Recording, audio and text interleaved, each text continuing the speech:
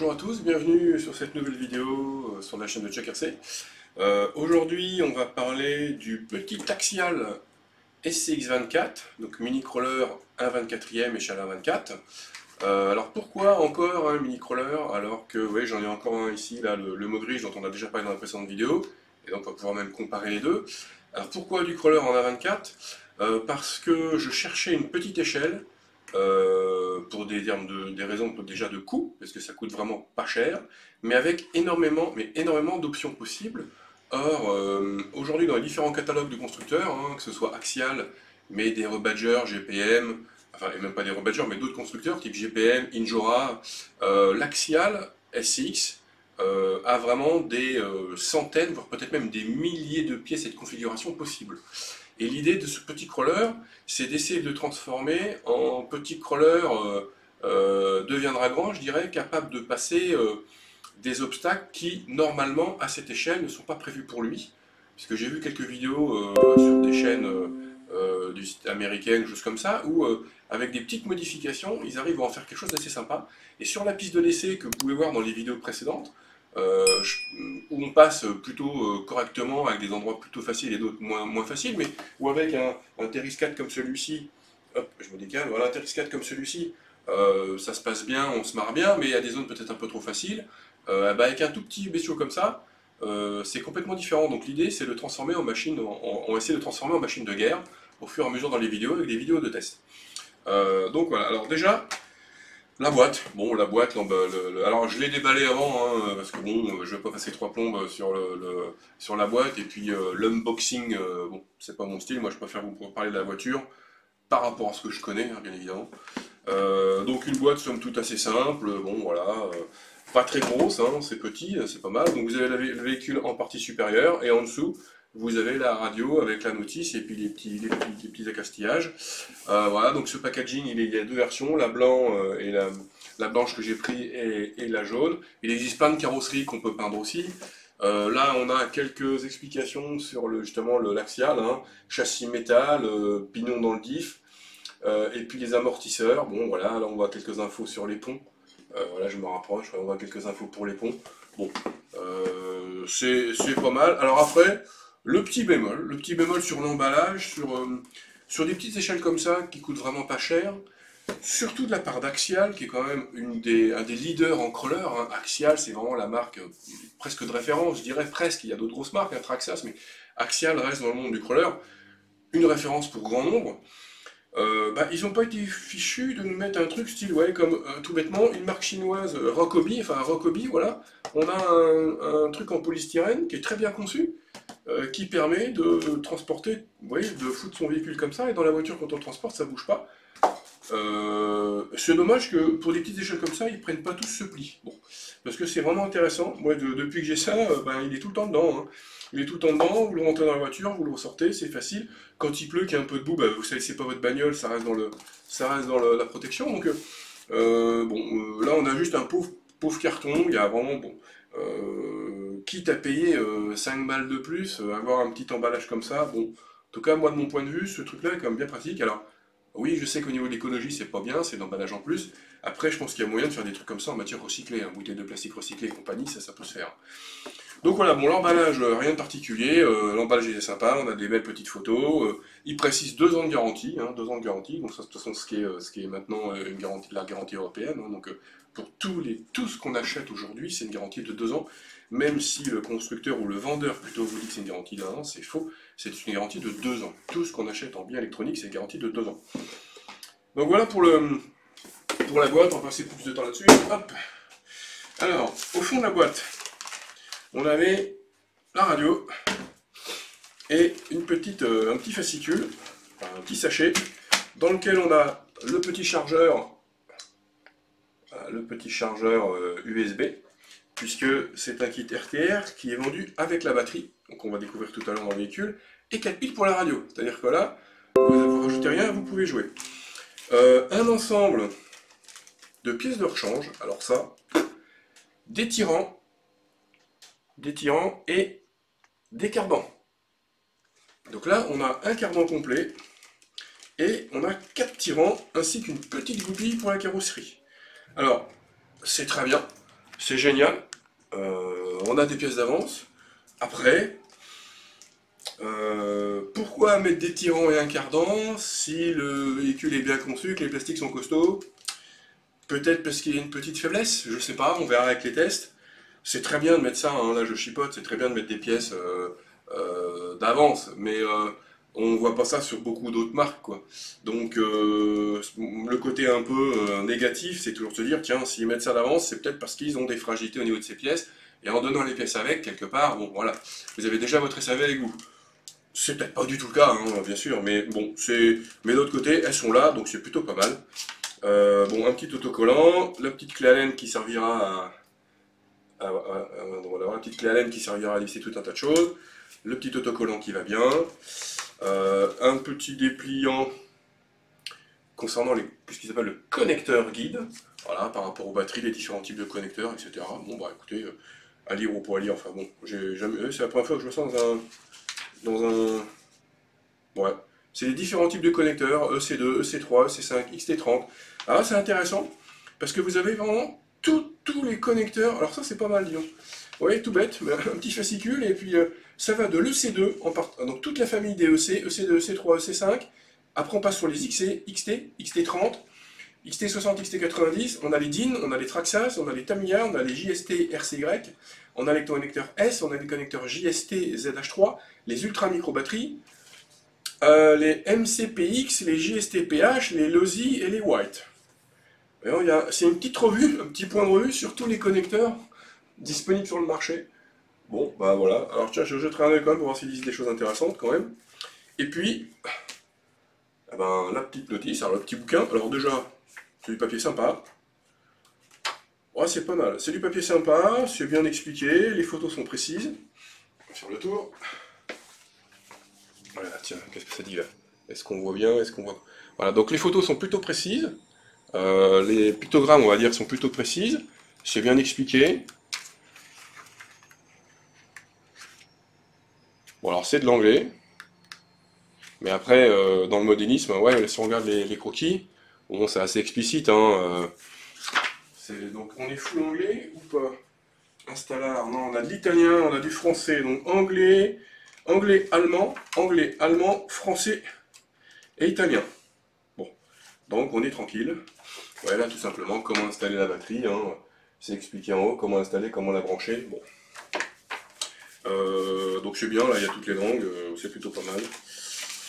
Hop, donc on va arrêter ça. Donc ça, j'en ai déjà un, bon, ça marche bien, hein. Vous branchez le petit lipo sur la prise et ça sur l'USB, ça charge assez vite. Bon. Il n'y a pas besoin de plus pour ces petits lipos là.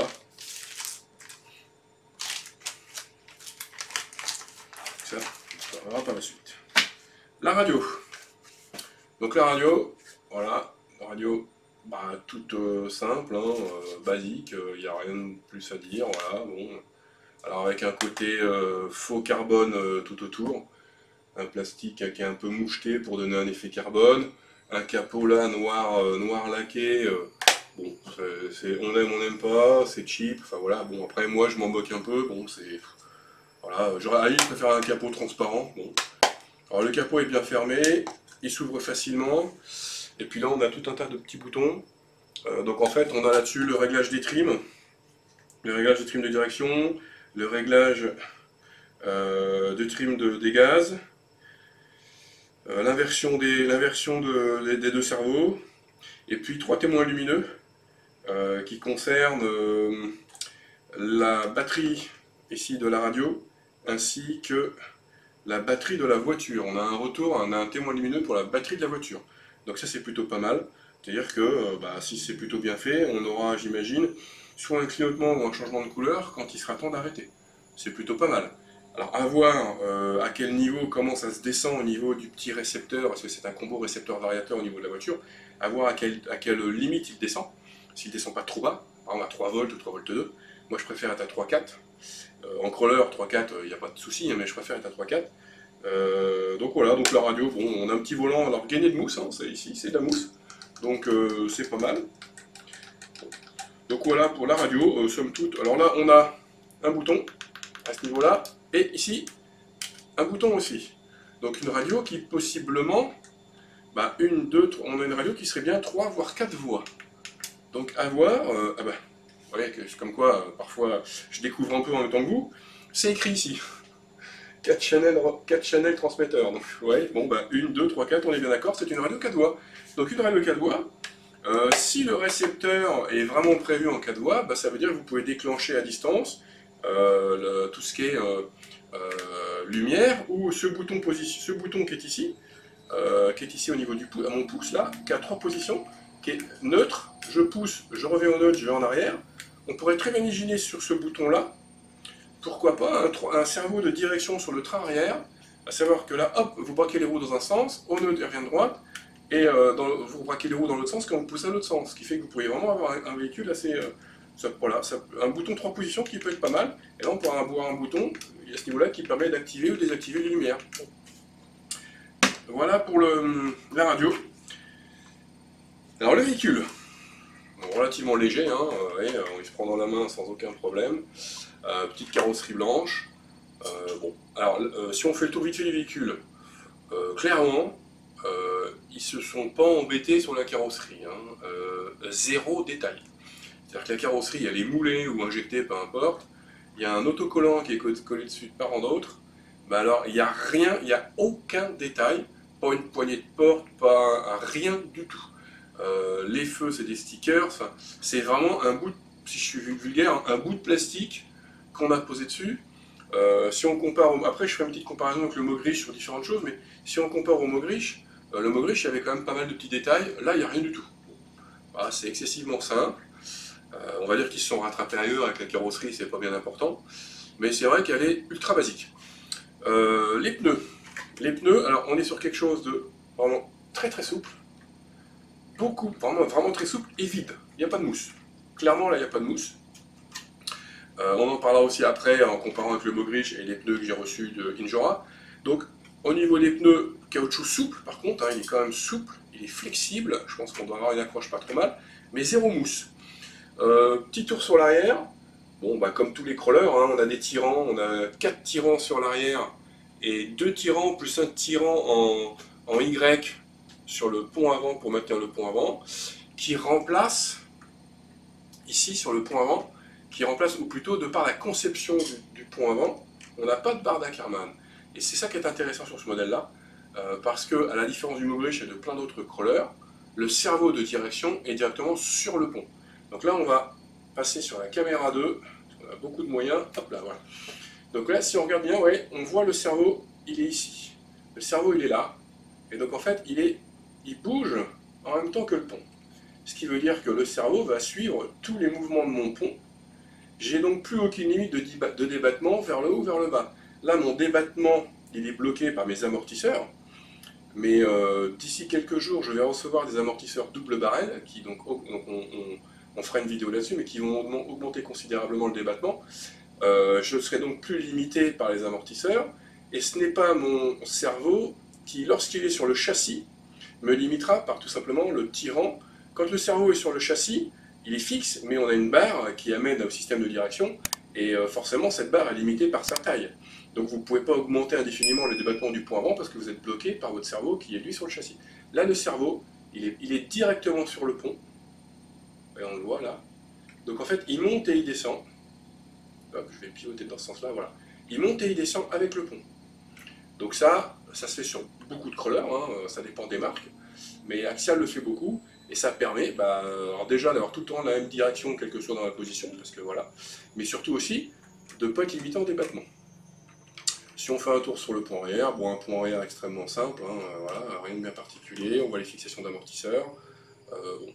Alors c'est de la petite mécanique, hein, c'est du 1/24e, les amortisseurs sont très très basiques, c'est un ressort, il n'y a pas d'huile, hein, là c'est sûr que là, ouais, ça rebondit.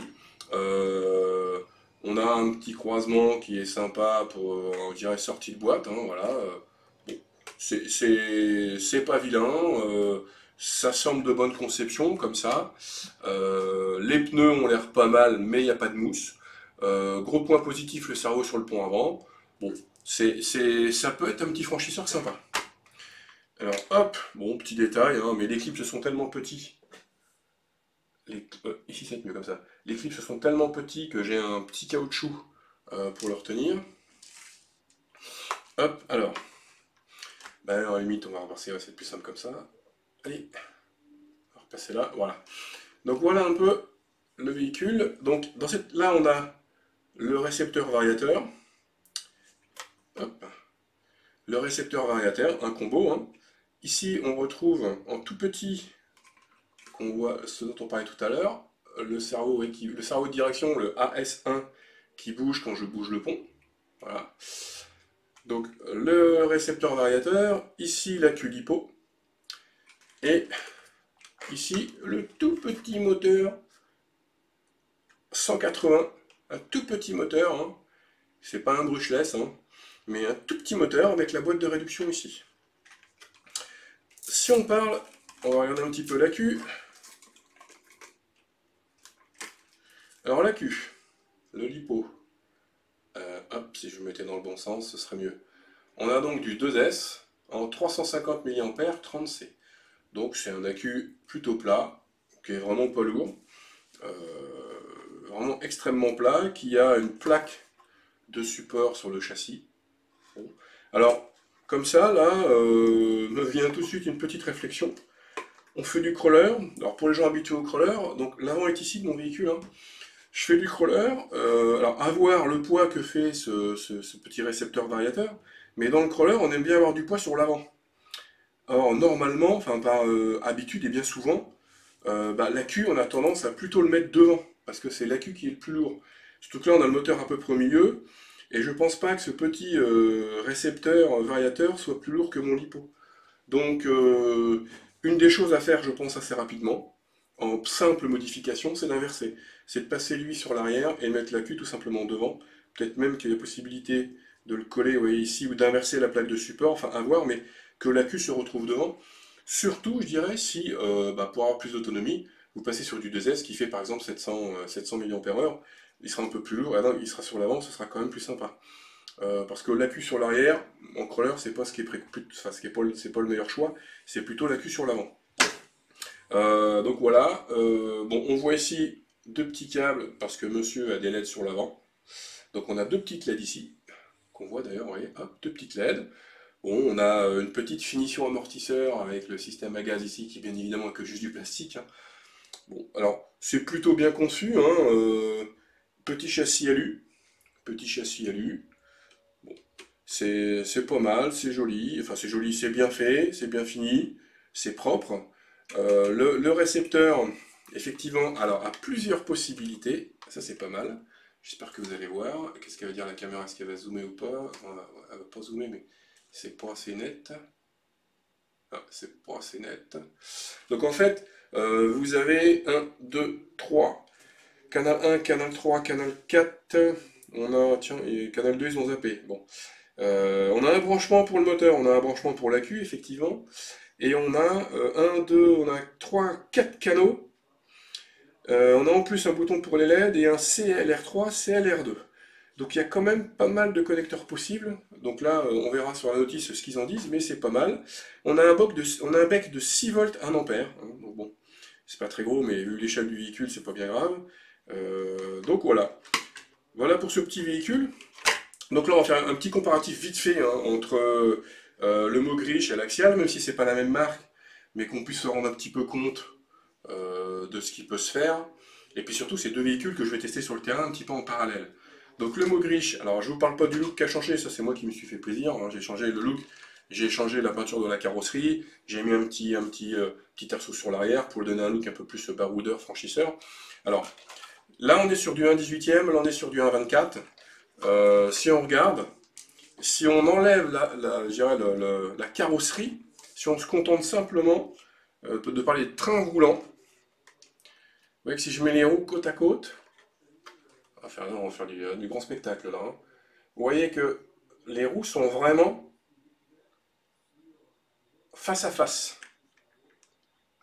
Alors, et si on fait un peu abstraction de la taille des pneus, on se rend compte que le châssis est pratiquement à la même échelle. On voit bien quand même que le système de pont de celui-ci est plus gros. plus gros, hein, on voit bien que c'est quand même plus gros, des plastiques plus importants, on voit bien hein, que c'est un peu plus gros. Mais au niveau anthrax des roues, on s'aperçoit que c'est la même chose, à peu près la même chose. Donc peut-être que pas mal de pièces, ouais, par exemple les tirants, ça sera intéressant de tester, mais les tirants sont peut-être, à regarder comme ça, sont peut-être compatibles.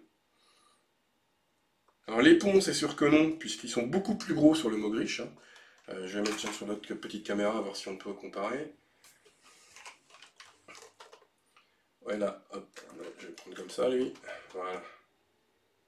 Voilà, hop, je viens ici, toc, je vais me coller là, hop, voilà. Vous voyez que les deux ponts arrière, entre le Mogrish ici et l'axial ici, on voit vraiment qu'il y en a un qui a un plus gros pont, et on dirait, je dirais bien, une plus grosse mécanique à l'intérieur. Ça nécessiterait donc ça, quand on fera une petite vidéo mécanique, on en profitera pour regarder. Mais là, c'est beaucoup plus petit sur l'axial. Ce qui est normal, hein, l'échelle est censée être plus petite. Alors, au niveau accès mécanique, si on fait une petite comparaison toute bête, hein. Au niveau accès mécanique, l'accès mécanique du Mogrish, c'est le capot. Vous levez le capot, l'accu il est là. Alors il était là, mais là il est là, voilà. L'accu, en fait, vous êtes coincé par rapport à la taille de l'accu puisqu'il vient là. En fait, il vient ici, l'accu. De base, sans modification, l'accu vient ici.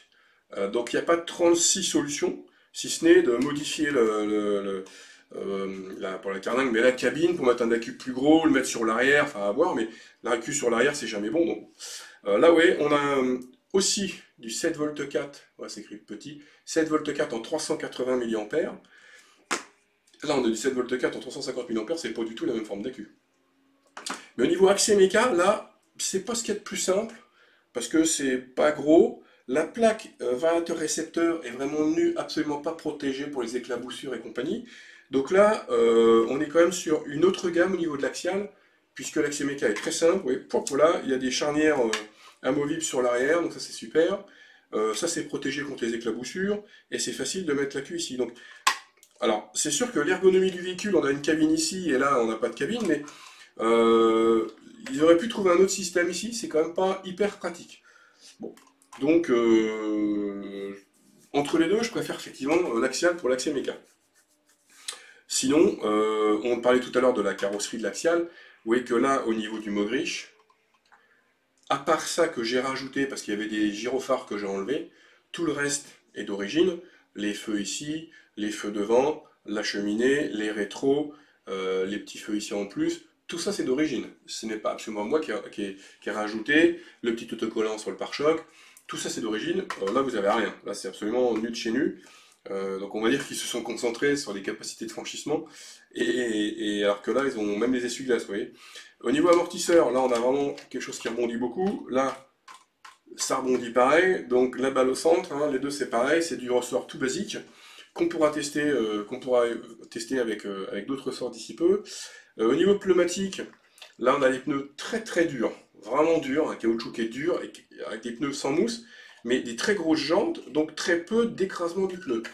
Là on a quelque chose sans mousse, mais avec un écrasement de pneu bien plus important. Moi, je préfère pour du crawler. Le pneu va plus prendre la forme du terrain, va plus s'écraser sur un caillou. Donc, je préfère aussi. Donc voilà, petite comparaison, même si c'est pas la même échelle, par rapport aux deux véhicules. Si on parle des radios, allez, on peut 5 minutes des radios. Hop, nos deux radios ici. Là, vous avez le Mogrish, là, vous avez l'axial. On a une radio ici qui se rapproche plus d'une radio taille adulte et de radio de ce qui se fait aujourd'hui. Ce que j'ai vraiment très bien aimé dans le Mogrish, ici, c'est que les piles sont là. Les piles sont là. Ça, c'est vide. Donc, c'est plus petit. Et quand vous l'avez en main, eh ben, c'est pas mal, en fait. C'est au niveau de la sensation du poids, c'est pas mal. Contrairement à celle-là où vous avez le poids en bas, comme toutes les radios, eh ben ça c'est pas mal. Le fait d'avoir les piles dans le manche, c'est pas mal. Les deux sont, on aime, on n'aime pas, hein, sont cheap. Bon, voilà, là il y a un effet carbone, un faux effet carbone, du brillant. Là il y a un faux effet carbone aussi. Il y a même deux LED en frontal quand vous allumez la radio. Ça sert à rien, mais bon, c'est là. Les deux ont de la mousse.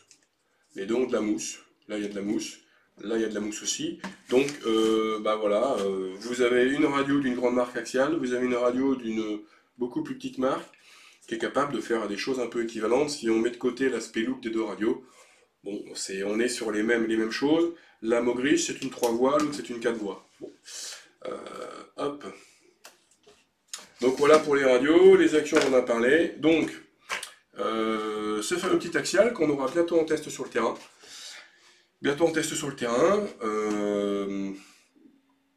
en conditions basiques, hein, sans changement, et puis après avec des petites optimisations que j'attends. Ce qui est déjà arrivé, les pneus. J'ai reçu des pneus de chez Injora. Alors là, avec de la mousse, hein, là vous voyez bien que là ça s'écrase, mais là il y a de la mousse. J'ai de la mousse à l'intérieur, c'est du bedlux au niveau des jantes. Le caoutchouc est super. Vous entendez comment ça? Le caoutchouc est super souple et très accrocheur. Je suis vraiment impatient de les tester parce que quand je les ai reçus, c'est des super soft, hein, ils appellent ça des super soft. Mais quand on voit le, vous voyez là, on entend un petit peu. On n'entend pas du tout le même bruit que ceux-là. Ceux-là accrochent, sont déjà très très souples. On le voit au toucher, ils sont très très souples. Il y a de la mousse, ils ont l'air vraiment super ces pneus. Donc ces pneus-là vont équiper le Mogrish. Parce que le Mogrish, on l'a déjà testé sur le terrain à l'essai. Et on a vu qu'à certains endroits, donc il ne passait pas parce qu'il est beaucoup trop petit par rapport à l'échelle, mais il y a d'autres endroits où je suis persuadé qu'il pourrait passer et que c'était ses pneus qui lui posaient problème. Donc le premier test, c'est on mettra ces pneus-là sur le Mogrish et on ira sur, entre autres, 2-3 zones que j'ai bien repérées à l'essai où lui ne passait pas et il manquait pas grand-chose. Pour ceux qui ont vu les vidéos précédentes, à un moment donné, on est face à deux gros cailloux, il se lève mais il ne va pas plus loin. Et il manque pas grand-chose pour qu'il passe, y compris le grand escalier en bois qu'on a avec plusieurs lattes les unes sur les autres. Il rebondit parce que les pneus n'accrochent pas. Je pense qu'avec ces pneus-là, ça va le faire. Ce véhicule-là aussi pourra être testé avec les pneus. Ils sont plus gros, clairement. Ils sont plus gros, hein. On voit bien que c'est pas du tout la même gamme, enfin la même taille. Mais avec un débattement un peu supérieur et avec 2-3 petites modifications, ça devrait le faire et ça devrait être pas trop mal. Donc voilà, les pneus sont arrivés, on va pouvoir les monter sur le Mogrish et faire des tests sur le terrain. Donc on fera une petite vidéo de tout ça. Et puis une vidéo de notre ami le SCX24. Et d'autres vidéos à venir, comme je dis, la vidéo sur le TRX4 que je dois faire aussi pour un bilan, et puis voir un peu après, peut-être plus de 200 packs et plusieurs centaines d'heures de roulage, je pense. On ne doit pas être loin à 200 heures de roulage, peut-être, et encore bien plus que ça, parce que 200 packs, il faudrait que je fasse le calcul, mais ça fait 2 ans, et il roule vraiment beaucoup, beaucoup. Et puis, une vidéo aussi de présentation sur le Truggy ici, hop, sur le terrain. Donc voilà, n'hésitez pas à mettre un petit pouce bleu, à liker, à partager, à commenter, et puis je vous dis à bientôt pour une prochaine vidéo. Merci à vous, bonne fin de journée.